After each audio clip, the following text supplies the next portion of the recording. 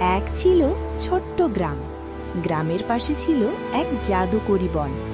সেই বনে থাকত এক পরী, তার নাম লুনা। লুনার ডানা ছিল রূপলি, আর হাঁটলে চারদিকে ঝিলমিল আলো ছড়িয়ে পড়ত। লুনার বিশেষ শক্তি ছিল, ভালো কাজ দেখলেই সে মানুষের ইচ্ছা পূরণ করতে পারত। একদিন লুনা দেখল গ্রামের এক গরিব মেয়ে মীরা প্রতিদিন অসুস্থ মায়ের জন্য কাজ করে যাচ্ছে, কিন্তু কখনো অভিযোগ করে না। নিজে না খেয়ে মাকেই আগে খাওয়ায়। চাঁদের আলোয় লুনা নেমে এলো মীরার সামনে। লুনা বলল, মীরা, তুমি খুব ভালো মনের মানুষ, একটি ইচ্ছা বলো।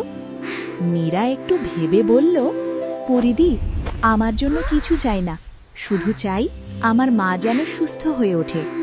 লুনা মুচকি হেসে তার জাদুর ছড়ি ঘোরালো। পরদিন সকালে মীরার মা একদম ভালো হয়ে গেলেন। কিন্তু এখানেই শেষ নয়। মীরার ভালো মন দেখে লুনা পুরো গ্রামকেই সুখ আর শান্তিতে ভরিয়ে দিল। আজও লোকেরা বলে, যে রাতে চাঁদ খুব উজ্জ্বল হয় তখন লুনা পরী নাকি সেই গ্রামের ওপর দিয়ে উড়ে যায়। এই গল্প থেকে আমরা শিক্ষা পাই, ভালো মন আর নিঃস্বার্থতা সবচেয়ে বড় জাদু। অন্যের কষ্ট বুঝে সাহায্য করলে ঈশ্বর বা প্রকৃতি আমাদের পাশে দাঁড়ায়। নিজে কষ্ট পেলেও ভালো কাজ করলে তার ফল একদিন অবশ্যই মেলে।